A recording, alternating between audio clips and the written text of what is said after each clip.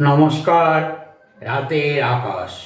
রাতের আকাশে তারাদের সাথে দেখা হবে বলে এসেছিলাম ছাদের পরে। হঠাৎই কোথা হতে কালো মেঘেদের দল এসে ঢেকে দিল আকাশটাকে। নিমেষ তারাগুলিও ঢাকা পড়ে গেল।